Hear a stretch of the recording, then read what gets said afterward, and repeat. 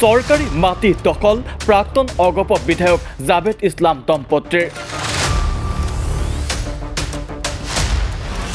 ইটোৰ পাছত সিটো কুকীৰ্তিৰে অভিলেখ ৰচিছে জাভেদ ইসলাম দম্পতিয়ে। এইবাৰ সৰকাৰি মাটিত নিজৰ নাম লিখালে জাভেদ ইসলাম আৰু হাসিনা ইসলামে। অখাৰ মুখ্যমন্ত্ৰীৰ মাটিৰ দালালৰ বিৰুদ্ধে অভিযান। মুখ্যমন্ত্ৰী ডক্টৰ হিমন্ত বিশ্ব শৰ্মাই চলাইছিল মাটিৰ দালালৰ বিৰুদ্ধে অভিযান। কিন্তু এই অভিযান যে ফুটুকাৰ ফেনত পৰিণত হ'ল তাক প্ৰমাণ কৰে ইটোৰ পাছত সিটো মাটি জালিয়াতিৰ ঘটনাই। এইবাৰ খুদ শাসকীয় সহযোগী দলৰ দুই নেতা নেত্ৰী নামিল চৰকাৰী মাটি দখলত। দি ক্ৰছ কাৰেণ্টে লাভ কৰা তথ্য অনুসৰি মানকাছৰ ৰাজহ চক্ৰৰ অধীনৰ মানকাছৰ টাউনৰ 987 নং দাগত 3 কঠা চৰকাৰী মাটিত আছিল এটা BSNLৰ অফিচ। এয়া জমাবন্দীত জাভেদ ইছলাম আৰু হাসিনা ইছলামৰ নাম। কিন্তু এই মাটি ক'ৰ পৰা কেনেকৈ এই দম্পতীয়ে লাভ কৰিলে তাৰ নাই কোনো মন্তব্য। ৰাজহ চক্ৰ বিষয়া আৰু মণ্ডলৰ সহযোগত জাভেদ ইছলাম দম্পতীয়ে এই চৰকাৰী মাটিখিনি দখলৰ অভিযোগ RTI কৰ্মী তথা আপ নেতা মুস্তাক মহম্মদ হাছানৰ। আমাৰ সব যিটো কাকৰিপাৰা জিলা পৰিষদৰ অধীনত যিটো দুৰ্নীতি, ব্যাপক হাৰত দুৰ্নীতি হৈছে, বিশেষকৈ চাৰ্কেল অফিচৰ নেতৃত্বত।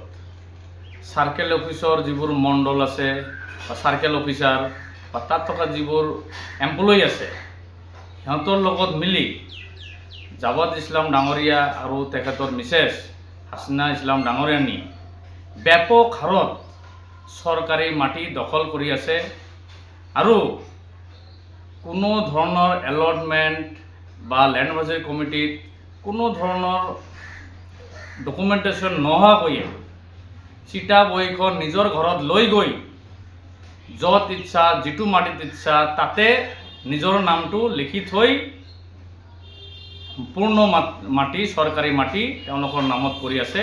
আৰু ইয়াৰ বিৰুদ্ধে আমি যথেষ্ট বিভাগীয় কৰ্তৃপক্ষক বহুতবাৰ আহ্বান জনাইছোঁ, পেটিশ্যন দিছোঁ, এপ্লিকেশ্যনো কৰিছোঁ, কমপ্লেইনো দিছোঁ। দিয়াৰ পিছতো আজিলৈকে একো ফল নহ'ল।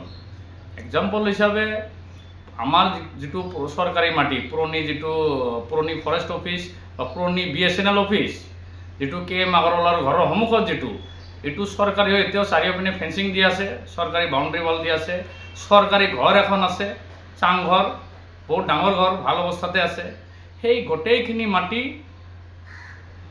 হাসিনা ইছলামৰ নামত হৈ আছে, য'ত নেকি কোনো ডাটা নাই। চিটা বহী যিটো হেণ্ডৰাইটিং, এই হেণ্ডৰাইটিংলৈকে কোনো চাৰ্কেল অফিচাৰৰ নহয় বা কোনো মণ্ডলৰ নহয় এইটো অফিচৰ, কিন্তু কোনো ডকুমেণ্টেশ্যন নাই। ডাইৰেক্ট চিটা বহীত নামটো লিখা আছে হাসিনা ইছলাম, ডাক নম্বৰ ইমান, পাট্টা নম্বৰ ইমান, এনেকুৱা ধৰণৰ দুৰ্নীতি। আৰু যিমান ইপিনে চৰকাৰী মাটি বা সাধাৰণ মানুহৰ যুগ যুগ ধৰি বসবাস কৰা বা যুগ যুগ ধৰি খেতি বাতি কৰা যিবোৰ মাছ আকাৰৰ যিবোৰ 10 বিঘা 20 বিঘা মাটি আছে, সেই মাটিবোৰক বেনামী সম্পত্তি কৰি লৈছে। বহুত মানুহৰ নামত এলটমেণ্ট নিজে নিজে লৈ লৈছে।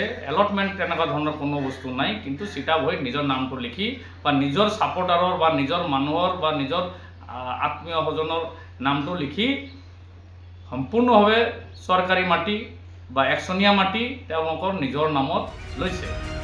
উক্ত মাটিখিনি সম্পৰ্কত মুস্তাক মহম্মদে বিভাগীয় কৰ্তৃপক্ষক ব্যৱস্থা গ্ৰহণৰ বাবে একাধিক আবেদন দাখিল কৰাৰ পাছতো কোনো ধৰণৰ ব্যৱস্থা গ্ৰহণ নকৰাৰ অভিযোগ উত্থাপন হৈছে। সাধাৰণ খিলঞ্জীয়া জনসাধাৰণে এটুকুৰা চৰকাৰী মাটি বিচাৰি হাহাকাৰ কৰাৰ সময়ত এনেদৰে চৰকাৰী বিষয়া আমোলাৰ দ্বাৰা চৰকাৰী মাটি হস্তগত কৰিছে একাংশ চৰকাৰৰ সহযোগী দলৰ নেতা কৰ্মীয়ে। উল্লেখ্য, এই একেটা দম্পতীৰ বিৰুদ্ধে উত্থাপন হৈছিল ৰাজহুৱা প্ৰেক্ষাগৃহ নিৰ্মাণৰ বাবে অহা ধন আত্মসাতৰ অভিযোগ, যাৰ বিৰুদ্ধেও কোনো ব্যৱস্থা গ্ৰহণ নকৰিলে বিভাগীয় কৰ্তৃপক্ষই, যিয়ে উদঙাই দিয়ে মুখ্যমন্ত্ৰীৰ দুৰ্নীতি শূন্য সহনশীল নীতিৰ অন্তহাৰ শূন্যতা।